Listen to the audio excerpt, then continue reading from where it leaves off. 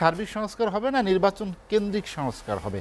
আসলে কোনটি রাজনৈতিক দলগুলো তাদের বিশেষ করে সামনের কর্মকাণ্ডের দিকে বেশি নজর দিচ্ছে, সেটি কি শুধুমাত্র নির্বাচন সংস্কার? এক কথা আমি নির্বাচন কেন্দ্রিক সংস্কারকেই গুরুত্ব দিব।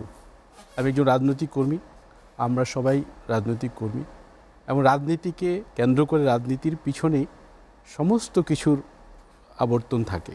দেশের সমস্ত প্রশাসনিক কর্মকাণ্ড, রাজনৈতিক, অর্থনৈতিক, সামাজিক, ব্যবসায়িক সমস্ত কর্মকাণ্ডই কিন্তু রাজনীতিকে কেন্দ্র করে। সুতরাং রাজনীতির বাইরে কোনো কিছু এখানে চিরস্থায়ী হতে পারে না এবং সমর্থনযোগ্য হতে পারে না।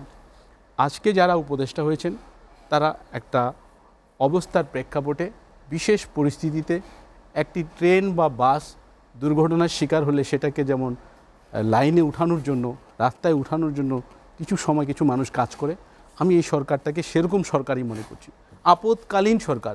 এই আপৎকালীন সরকার হলো কিছু কিছু ছোট ছোট কাজ করে যাবে, এই কাজগুলোকে পরবর্তীতে রাজনৈতিক দলগুলো সম্মিলিতভাবে বৃহৎ আকারে সংস্কার করে আস্তে আস্তে পর্যায়ক্রমে জাতিটাকে একটা সঠিক জায়গায় জাতিকে পরিচালিত করবে এবং সঠিক অবস্থান নিয়ে আসবে। যেখানে অর্থনৈতিকভাবে আমরা মারাত্মকভাবে ভঙ্গুর অবস্থানে পড়ে গিয়েছি, দেশ থেকে প্রচুর টাকা পাচার হয়েছে, সীমাহীন লুটপাট হয়েছে, অন্যায় অত্যাচার হয়েছে, সেই জায়গাগুলোতে কাজ করার বিষয় আছে। বিদেশে টাকা চলে গেছে, সেই টাকা ফেরত আনার একটা বিষয় আছে। এখানে বাগাড়ম্বর করে অতিরিক্ত কথাবার্তা বলে লাভ নেই। আপনারা সকল মানুষের চাহিদার একটা সুফল ভোগ করছেন। মানুষ চেয়েছিল একটা পরিবর্তন, সেই পরিবর্তনটা অনেক সময় নিয়ে হয়েছে, বিভিন্ন কারণে হয়েছে এবং এর পিছনে অনেক মানুষ রক্ত দিয়েছে, অনেক ছাত্র, শ্রমিক, জনতা, নারী, পুরুষ, শিশু। Double million offer, Walton fridge কিনে পেতে পারেন 20 লক্ষ টাকা, রয়েছে কোটি কোটি টাকার নিশ্চিত উপহার। প্রচুর মানুষ আহত নিহত হয়েছে। বাংলাদেশের কোনো আন্দোলনে এর এক সিকিভাগ মানুষও মারা যায়নি। 2-4টা মানুষ মারা গেলেই একটা সরকারের টনক নড়ে গিয়েছে, অতীতে আমরা দেখেছি। হ্যাঁ, অনেক ছাত্র আন্দোলনও আমরা দেখেছি। আমি নিজেও অনেক সময় ছাত্র আন্দোলনের কর্মী ছিলাম, দেখেছি 1-2টা মার্ডার হলে পুরো জাতি কেঁপে উঠত। হাজার হাজার লোক মার্ডার হয়েছে, খুন গুম হয়েছে। এই 17 বছরের মানুষ কিন্তু সীমাহীন কষ্টের মধ্যে ছিল, যে কারণেই কিন্তু এই সরকারটিকে মানুষ সমর্থন জুগিয়েছে, রাজনৈতিক দলগুলো সমর্থন জুগিয়েছে। এই সরকারটিরও উচিত সকল রাজনৈতিক দলের চাহিদা অনুযায়ী, দেশের সকল মানুষের চাহিদা অনুযায়ী ভোট কেন্দ্রিক সংস্কারের দিকে মনোযোগী হওয়া। কিভাবে আপনি তাড়াতাড়ি ভোটার তালিকা হালনাগাদ করবেন, খসড়া ভোটার তালিকা দ্রুত প্রকাশ করবেন, চূড়ান্ত ভোটার তালিকা একটা নির্ভুল ভোটার তালিকা প্রকাশ করবেন, সীমানা, সংসদীয় আসনের সীমানাগুলো পুনর্নির্ধারণ করবেন। কারণ অনেককে জোর করে হারিয়ে দেওয়া হচ্ছে আসন ভেঙে 9 সালে, বিভিন্ন সময় 14 সালে, হ্যাঁ বিভিন্ন সময়। তো এইগুলো আবার ঠিক করে কিভাবে সঠিক জায়গায় নিয়ে আসা যায় সেই কাজগুলো করবেন। পাশাপাশি যে সংস্কারের কথা বলা হয়, সংস্কার একটা ঢাল হয়ে দাঁড়িয়েছে এই সরকারের জন্য। এই সরকারটি আমাদের সকলের অত্যন্ত পছন্দের সরকার। ডক্টর ইউনূস ব্যর্থ হোক এটা আমরা চাই না। পৃথিবীতে তাকে অনেক সম্মান করে। তিনি সভা সেমিনারে যখন বক্তব্য দেন, আমি খেয়াল করি খুব সুন্দরভাবে, বাঙালিদের মধ্যে এত সুন্দর ইংরেজি বলে বিশ্বমঞ্চে কাগজের দিকে তাকাতে হয় না, কোনো ড্রাফটিং বক্তব্য পড়তে হয় না। এমন একজন সন্তান আমাদের আছে যিনি পৃথিবীর বিশ্ব দরবারে পরবর্তী সরকারের জন্য গার্জিয়ান এবং লবিস্টের ভূমিকা পালন করতে পারে। যে টাকা পাচার হয়েছে সে টাকা ফেরত আনার জন্য সারা পৃথিবীর রাষ্ট্রপ্রধানরা তার বন্ধু। তিনি কেন একটা পক্ষের কাছে জিম্মি হয়ে যাবেন? দেশের রাজনীতিকে যারা কলুষিত করতে চায়, দেশের সীমানা নিয়ে যারা কথা বলে, দেশের যারা আজে বাজে কথা বলে, রাজনৈতিক অস্থিরতা তৈরি করার চেষ্টা করে, ইতিমধ্যে রাষ্ট্রপতির ইস্যু, অন্যান্য রাজনৈতিক দল, ইভেন বিএনপি দেখেন, বিএনপির প্রধান প্রতিপক্ষ আওয়ামী লীগ বিএনপিকে সীমাহীন অন্যায় অত্যাচার করেছে, রাস্তায় বেরোতে দেয়নি, মিছিল মিটিং করতে দিই। সেই বিএনপি কিন্তু চায়নি যে আওয়ামী লীগ নিষিদ্ধ হয়ে যাক, জাতীয় পার্টি নিষিদ্ধ হয়ে যাক, কোনো রাজনৈতিক দল না থাকুক। তাহলে কি হতো? একটি সময় দেয় বিএনপির পিছনেও অন্য এই শক্তিগুলো লেগে যেত। কারা?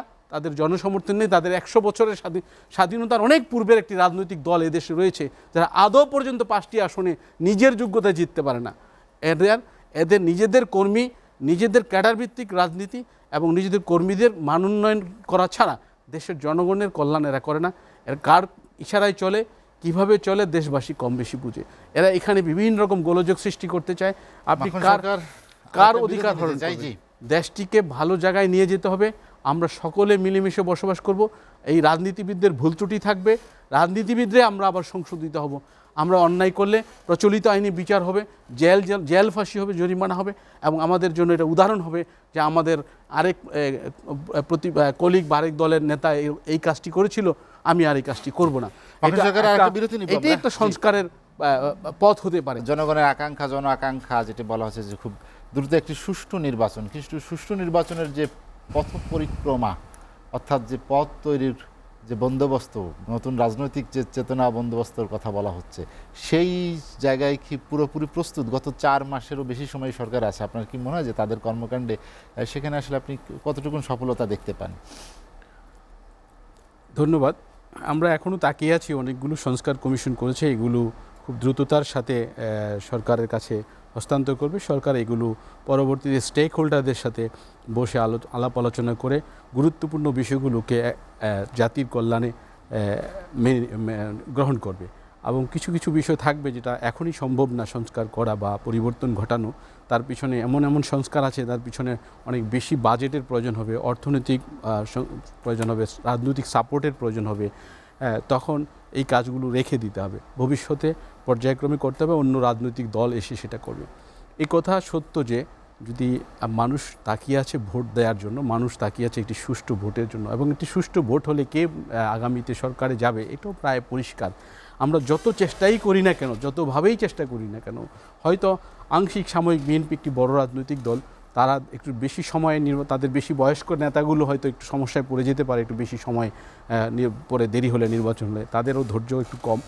অপেক্ষাকৃত তারাও কিন্তু এই সরকারকে সমর্থন করছে, সরকারকে বিভিন্নভাবে সহযোগিতা করছে। তারাও চায় মনে প্রাণে যে ফ্যাসিস্ট সরকারের বিদায়ের প্রাক্কালে যে সরকারটি সৃষ্টি হয়েছে সেই সরকারটি সফল হোক, এবং সেই সরকারের কর্মকাণ্ড গণমুখী হোক, ভোটমুখী হোক, এবং সংস্কারটা দ্রুততার সাথে হোক। সংস্কার একটা চিরস্থায়ী ব্যবস্থা, এটা পার্মানেন্টলি করে বিচার আচার করে আমরা নির্বাচন করব। একটি বিচার বা একটা সংস্কার একদিনে দুদিনে হয়ে যায় না, অনেক লম্বা সময়ের ব্যাপার আছে, অনেক বিষয় আছে যে অনেক সময় লাগবে। সে কারণেই বলছি ভোটের পথেই আমাদেরকে হাঁটতে হবে, জনসম্পৃক্ততার দিকে আমাদেরকে হাঁটতে হবে।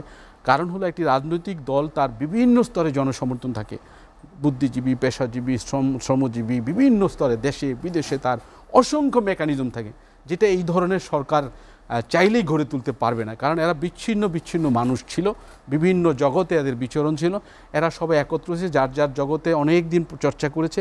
চাইলেও জাতির জন্য অতীতে কোনো দিন এরা জবাবদিহিতামূলক পর্যায়ে তো নাই, অতীতে খুব বড় রকমের ভূমিকা এরা জাতির জন্য কেউ কিছু রেখে ফেলেছে, আমরা খুব বেশি চোখে পড়েনি।